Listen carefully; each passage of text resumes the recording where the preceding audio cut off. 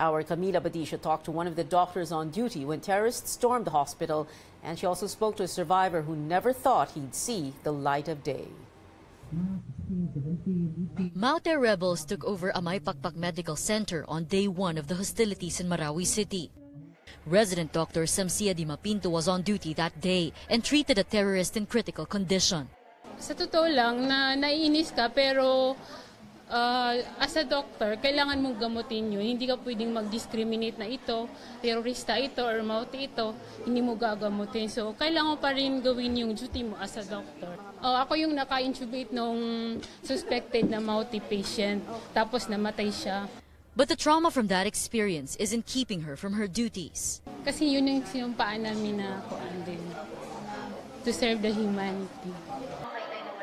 Di Mapinto also treated Dodong, a civilian who escaped from the war zone on July 28. He hid on the roof deck of a house for more than 2 months. From there, he saw the Maote's looting spree. May nakita po ko na kuwan, yung nagkuha ng mga laman ng bahay. Tapos yung nakikita ko, 2 truck na maitim. Ang isa malit, isa malaki. Tapos isang maputing na truck. Na kuwan, dito nila ikuha ng mga yung makukuha nila ng yung laman ng bahay. Dito doon nila ikuan. Karga. He saw child fighters as young as 10 years old, including young girls with guns. Babae. May baril. May baril. Palaban pa 'yon kay ang mga aeroplano basta magpaputok man sila, magpusil-pusil sila. Dodong thought he wouldn't survive. Ay, sobrang takot ko Nagdasal ko sa Panginoon. Sobrang dasal sa Panginoon. Bawat magbarila na ganyan ang kuhan ko, di parang sasabog na tong kuhan, dunggan ko. Malakas? Sobrang lakas. Ganon na ako. Wala naisip ko, wala na, patay na talaga ako. But he was able to escape as terrorists were setting on fire the house where he was hiding. Ang saya ako nakita ko mga sundalo. The military says there are still about 200 trapped civilians in the war zone. Some 50 to 80 are hostages, perhaps including Father Chito Suganob. In Marawi City, Camila Badisho, CNN Philippines. Let's check the headlines across the regions. Authorities uncover more illegal drug activities in eastern Visayas and find out how the local government of Leyte is planning to reduce poverty by improving the livelihood of farmers. Trisha Terada gives us the rundown.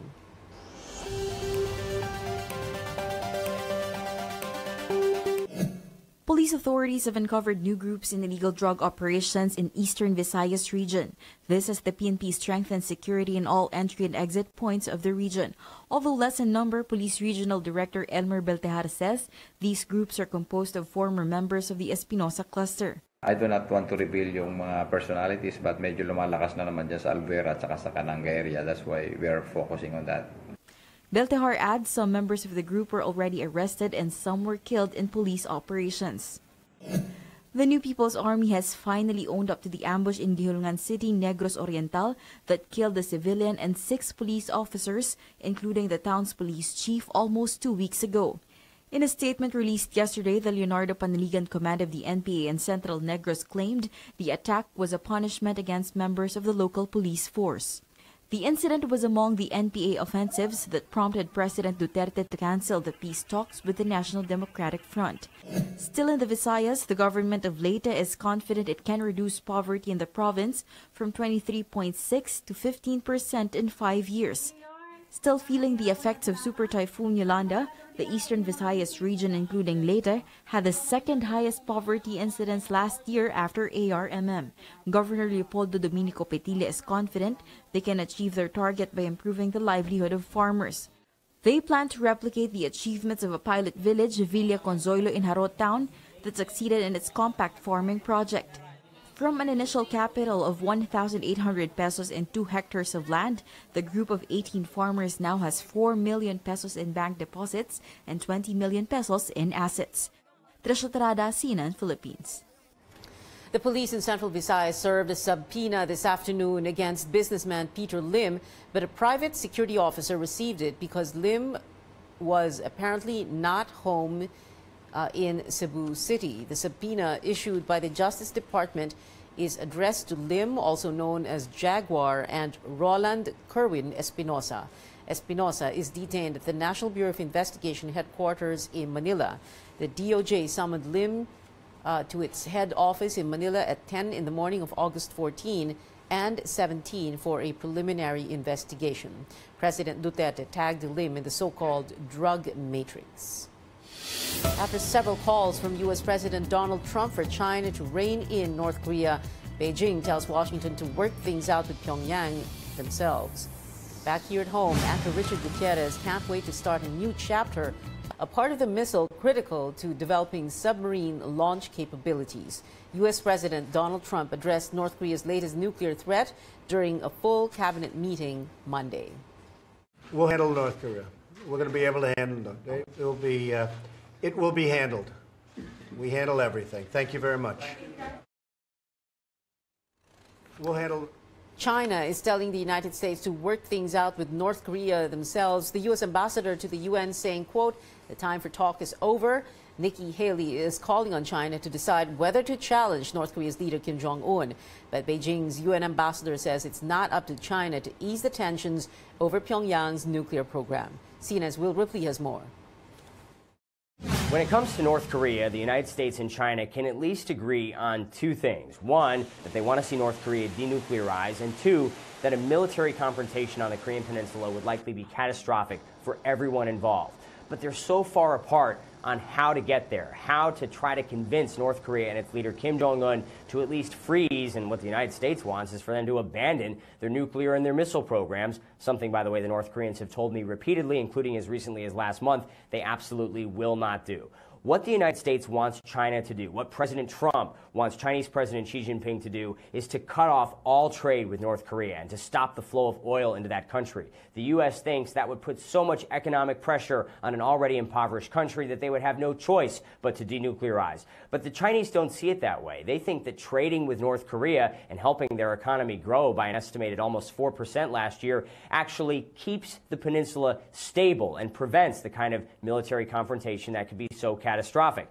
President Trump has alluded in the past that if China doesn't play ball with the U.S. on North Korea, there could be consequences in terms of the economic relationship, the trade between the two countries.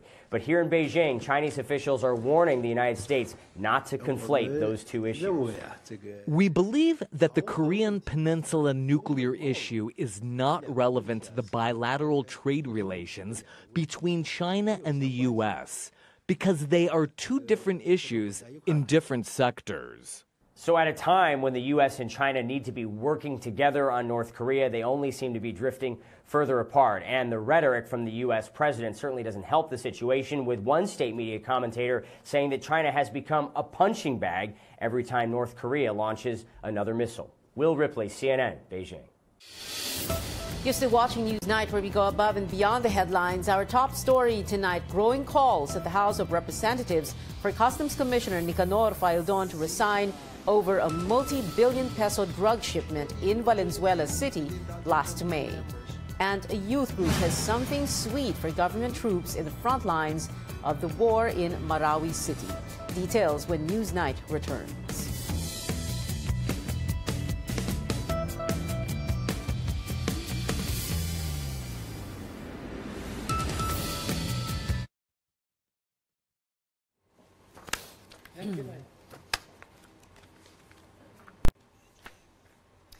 Welcome back. Facebook Live here on CNN Philippines Newsnight. In just a bit, we will have a little bit more details on the raid in Osamis City in the early morning hours of Sunday, July 30.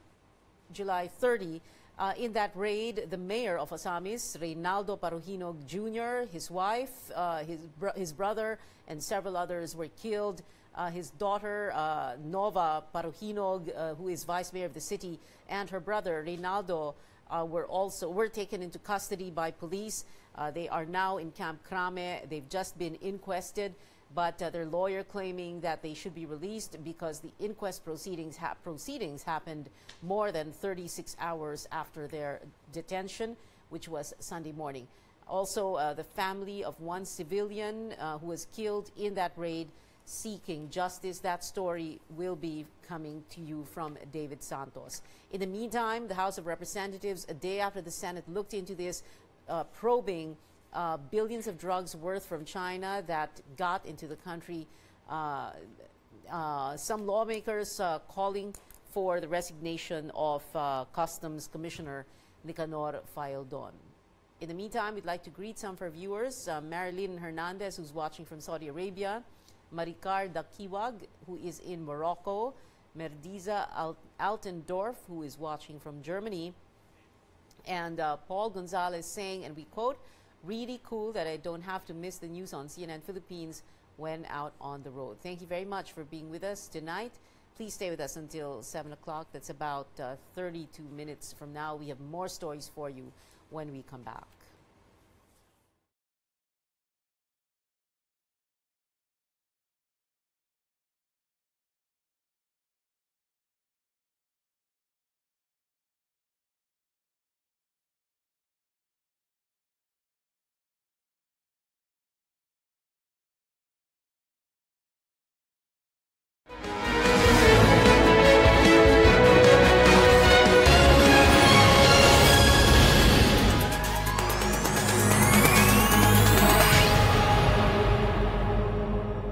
This is Newsnight, where we go above and beyond the headlines. I'm Pia Hontiveros. It is the turn of the House Committee on Dangerous Drugs to investigate the 6 billion peso shabu shipment from China today.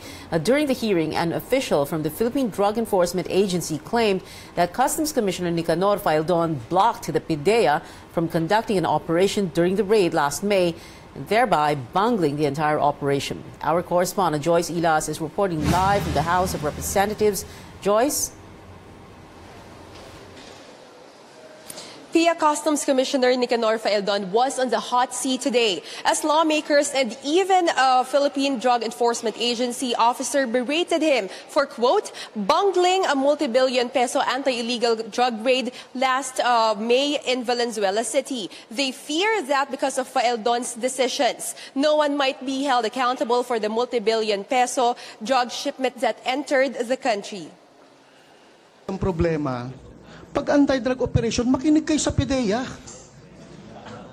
Ang problema, nagmamagaling-magalingan tayo dito. Wala naman pala tayong alam. An irate Philippine Drug Enforcement Agency official claims Bureau of Customs Commissioner Nicanor Faeldon bungled the anti-illegal drug operation of the BOC. On May 26, the Bureau of Customs seized 604 kilograms of shabu, amounting to more than 6 billion pesos in a warehouse in Valenzuela City.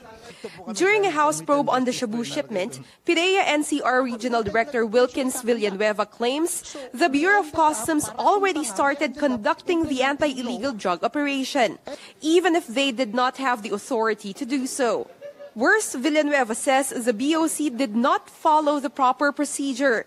Nakabuyang-yang na lahat yung droga Yung lahat ng drugs na yon contaminated dahil ang lahat na ng tao nagawak Lahat na tao nag-selfie na dun sa drugs So I was really taken aback. Sandali, ano ba klaseng operation? But what really angered Villanueva was when Faeldon stopped PIDEA from performing their anti-illegal drug operation. PIDEA said they would have marked all seized drugs, then delivered them to the intended recipient under the supervision of an authorized officer.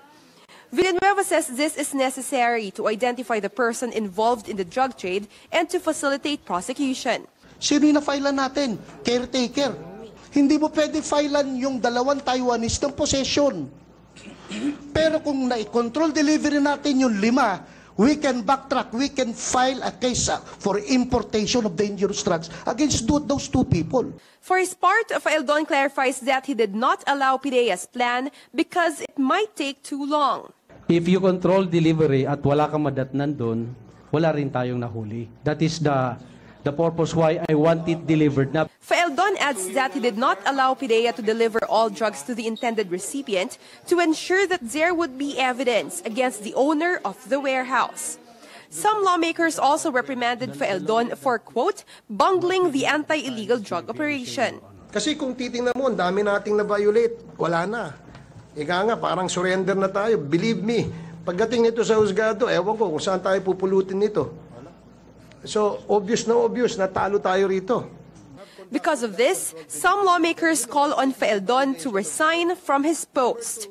Di ba may info na kayo Faeldon asked to leave the hearing earlier today because he had a meeting with President Duterte and Finance Secretary Sonny Dominguez in Malacanang at 4 p.m. today. Actually, some senators will also be meeting with President Duterte this afternoon. Senators Tito Soto and Frank Drilon, but we are not sure if that meeting has something to do with the customs issue as well. Now, back here at the House of Representatives, House Majority Leader Rudy Fariñas asked Faeldon to return to Batasan tomorrow because another House panel will be conducting a separate hearing on the drug shipment tomorrow. Pia?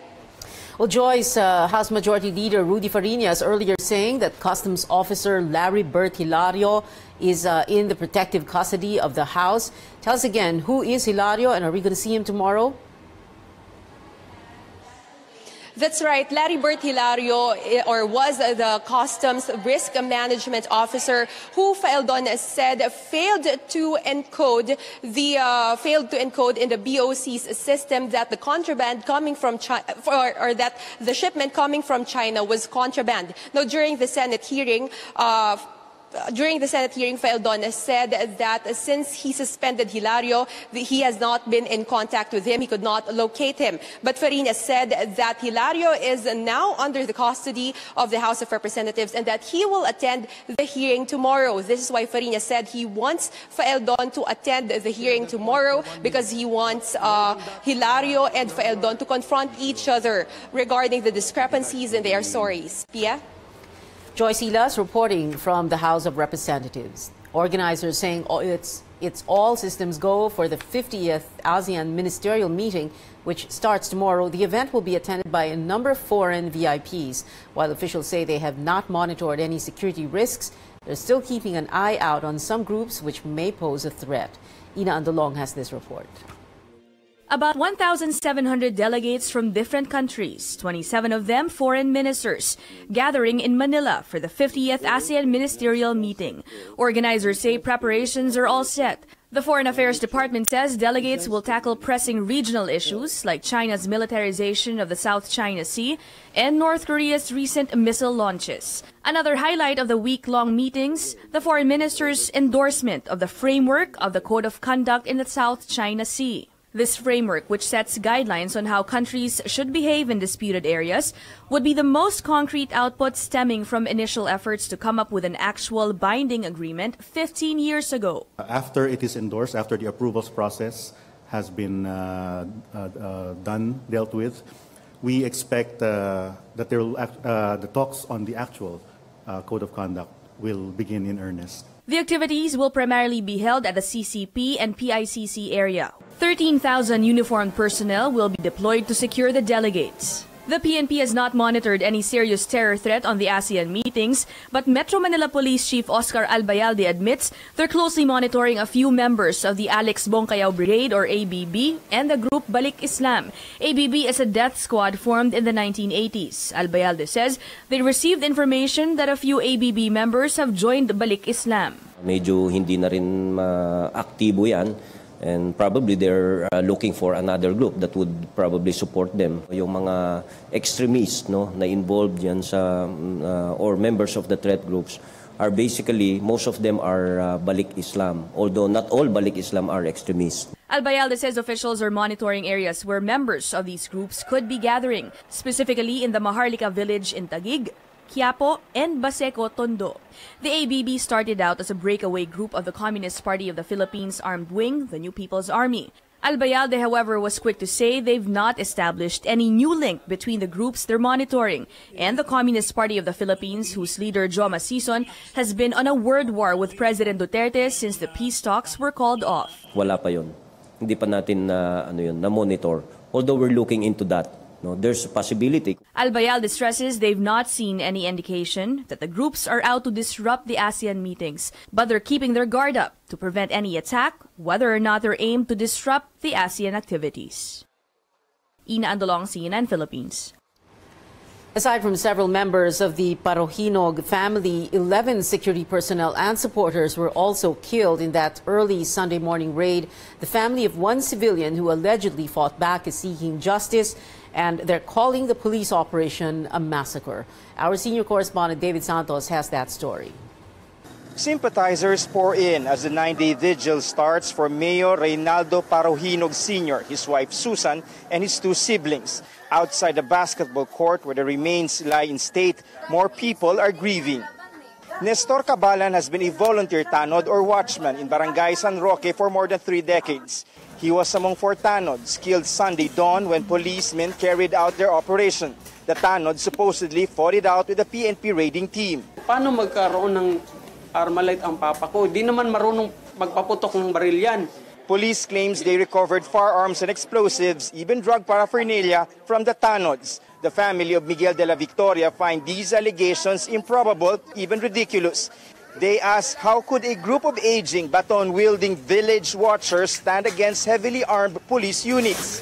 Nanlaban sa kanila lahat yung mga baril, samantalang isa sa CBO hindi nga makalakad ng tama, may Armalite. Daniel Vasquez has been handicapped after figuring in an accident more than a decade ago. The Tanod outpost where they were killed was just a few meters away from his home. His mother recalls hearing his voice for the last time. Ma, tabang. Ginoo, tabang. Government certificates are placed on top of Eldred Requiron's casket. His family's way of insisting he was a legitimate tanod. Quoting a witness, they claim foul play in the incident. Yung ibang mga kasamahan niya, patay na. Siya na lang. Simple, nagtago siya doon sa may tricycle. Nakita siya nung bumaril, nung pulis, sabi niya, sir, huwag mo akong patayin. Binaril pa rin siya. All the 4 men are members of what is now known as Barangay Peacekeeping Action Team or BPAT. They are only allowed to carry flashlights and wooden sticks like this one. Sinabihan mi sa DILG, huwag mong magdala ng baril. Bawal yun. Batuta lang yan ang dalhin nyo. Their outpost happened to be located just in front of Mayor Parohinog's house, the target of the police raid. Their families say the tanods are just collateral damage. At the start, massacre na yun eh. Saan po kami lalapit ngayon? Hihingi kami ng hustisya. Kasi alam ng Diyos na wala silang mga kasalanan.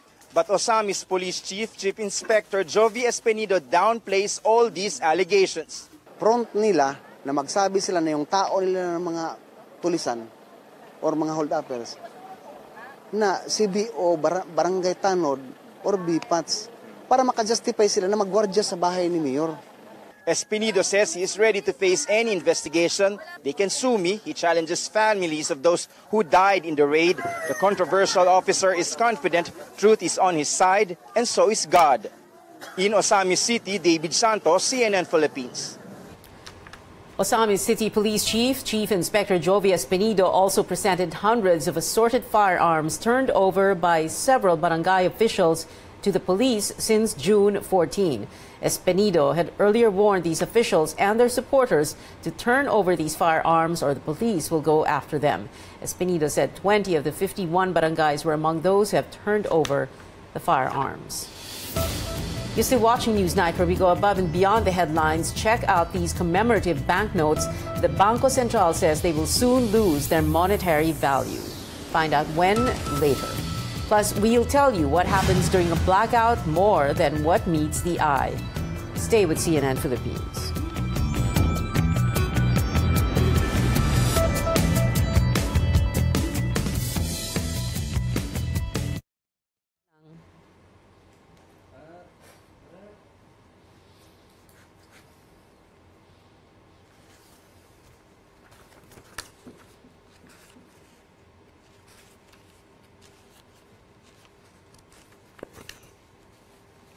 Okay.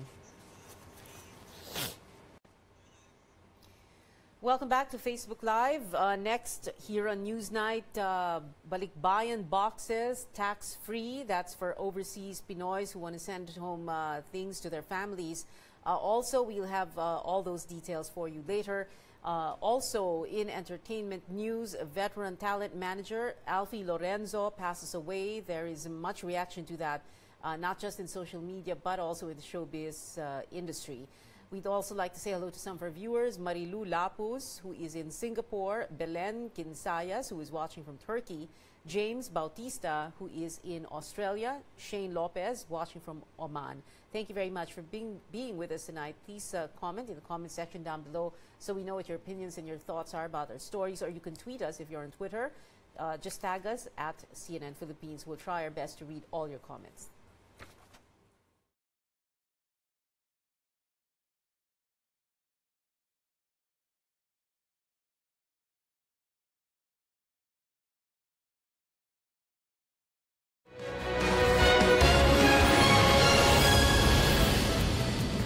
You're watching Newsnight. Lawmakers begin to hear the government's proposed 3.7 trillion peso national budget for next year. The president's economic managers defending the items of the budget before a House panel. Our Rex Remitio is at the Batasan Pambansa in Quezon City to tell us more. Rex, what areas of the budget did the lawmakers focus on? For almost 9 hours, several lawmakers quizzed President Duterte's economic managers on the 2018 proposed national budget.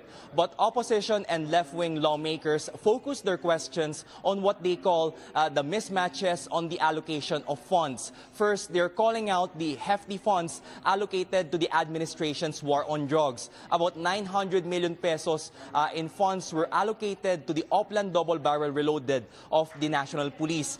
This is part of the Interior Department's 2018 budget, 15% higher than this year. Independent minority lawmaker Edsel Lagman says the funds can be used for social services such as health and education. But economic managers say social services are in fact getting the lion's share at 1.4 trillion pesos, or almost a third of the budget. Leftist lawmakers, however, are questioning the absence of funds for free tuition on state universities and colleges next year. Nawawala ang pondo para dito sa susunod na academic year. Only 12% of the poor get to the state university, 12%. And when you say free tuition, you're actually subsidizing the rich. Lawmakers are also calling out the economic managers for their frenzy on building of lots of infrastructure. They say some funds for this will be sourced out from China. They voice concerns about strings attached, just like in other countries. They're also questioning the quality of roads and bridges the Chinese will build. But Finance Secretary Sani Dominguez says the Chinese have assured them of the quality of the infrastructures they will build. The public works sector has one of the highest budget hikes for next year, as the administration is aiming for a golden age of infrastructure. Economic managers also assured them they will not underspend the budget that will be given to them.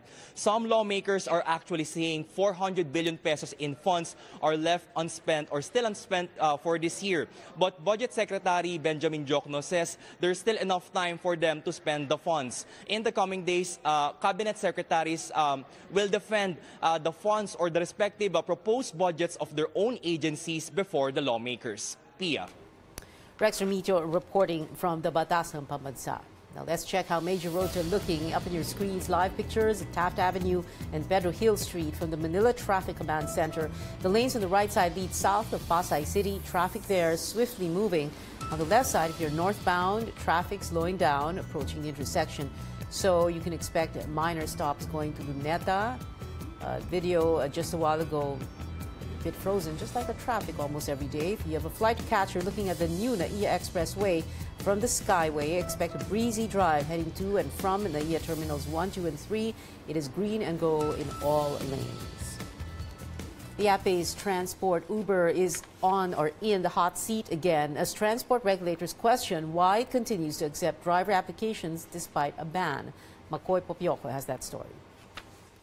Transport network company Uber is again summoned by government regulators to a hearing on August 2. The Land Transportation Franchising and Regulatory Board wants Uber to explain why it continues to accept driver-operator applications despite a stop order. But Uber Philippines head Lawrence Kua says the company stopped accepting drivers on July 19. We continue to educate partners and at least accept their applications for now, but we do not activate at the moment. To the LTFRB, accepting applications even without activation is a violation of its July 26 order. KUA explains they have to continually accept applications because of a growing gap between driver supply and rider demand. Uber has 30,000 active drivers, but active users have reached 1 million for both Metro Manila and Cebu. KUA says Uber is against the proposed 8 working hours a day for TNVS drivers. About 60% of drivers are driving part-time. That's less than 6 hours a day. And many drivers actually don't drive every single week. But another TNC, Grab Philippines, is open to the idea of limited working hours for their drivers, but on a weekly basis. TNVS drivers and operators are against a regulation setting work hours. As a part-timer, hindi ako pabor dun sa limit ng 8 hours kasi unang-una, may regular work ako. At a hearing in the House of Representatives on July 25, Representative Arnulfo Teves Jr. proposed a bill that will make LTFRB issue franchises to TNCs instead of every TNVS unit. In the current setup, the LTFRB issues a franchise or certificate of public convenience to each TNVS unit. Meaning, instead of talking to all these drivers, you just talk to one or the mother company, and anything happening, any liability should be shouldered by the company. Both Grab and Uber are open to considering this proposal. Makoy Popioko, CNN Philippines. Meantime, we have this just in. President Duterte meeting late this afternoon with Customs Commissioner Nicanor Faildon, who is under fire from lawmakers for this 6.4 billion pesos worth of shabu that came from China that got through customs. Faildon had told congressmen earlier today that he had been summoned to Malacanang for a meeting with the president. Finance Secretary Sonny Dominguez telling CNN Philippines in a message, and we quote, "The President has met Bureau of Customs Commissioner Nicanor Faildon this afternoon. The Chief Executive has expressed his full confidence in Commissioner Faildon and told him to focus on serving the country," unquote. Meantime, let's move on. The Bangko Sentral starts the demonetization process of 2 centennial commemorative notes. Those are the 100,000 and the 2,000 peso bills, which were printed in 1998. The BSP says holders of the banknotes can exchange them with authorized agent banks for free beginning August next year up to July 31, 2019. The 2 commemorative notes will no longer have any monetary value starting August 2019. The move is in line with the new Central Bank Act, which authorizes the BSP to replace banknotes that are more than 5 years old. Starting today, overseas workers can send home balikbayan boxes to their families tax-free. What are the rules? Let's watch this. Students of different schools. And that's it for tonight. Thank you for your time. I'm Pia Hontiveros. See you again tomorrow for Newsnight, where we go above and beyond the headline.